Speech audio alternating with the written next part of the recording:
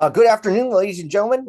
This is Mr. Benzel here, and I am going to be walking you through a new and exciting feature on Desmos of how you can use Desmos even on your AP exam to come up with some common one variable statistics without having to navigate through all the menus of your TI calculator.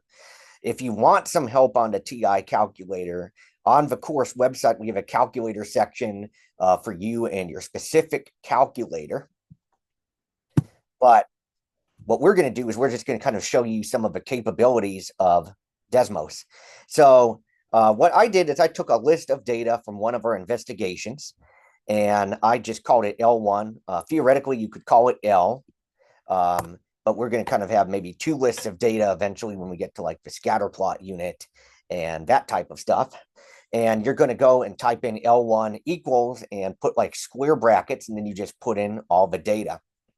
Now, make sure that you're putting commas in the data so that the data points are kind of differentiated. If you click on functions, we have a really nice library of features.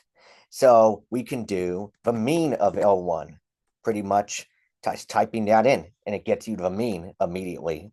Obviously, in Unit 1, we want you to have the experience of computing these things so you know where they're coming from and how we can arrive at the interpretations. But as we get going, this is really nice to have when you're taking the AP exam and you need this at a very quick instance. We can do like minimum instead of like having to read through like a list of data. We could do the max. There's a thing called standard deviation. So that's STDEV. And a standard deviation would just be immediately computed as that. And then you could kind of take that standard deviation and use the interpretations that we teach you in class. And then we also have kind of a common 5-number summary as well. So if you do stats L1, you can actually see what the minimum height is. Q1 is 25th percentile, so that's like the first quartile. The median height, the Q3, and the maximum height as well. And all of these will give you the equivalent of the 1 var stats. There's also the summation as well.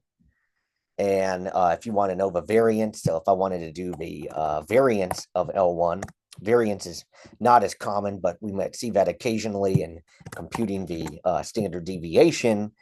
You can get that as well.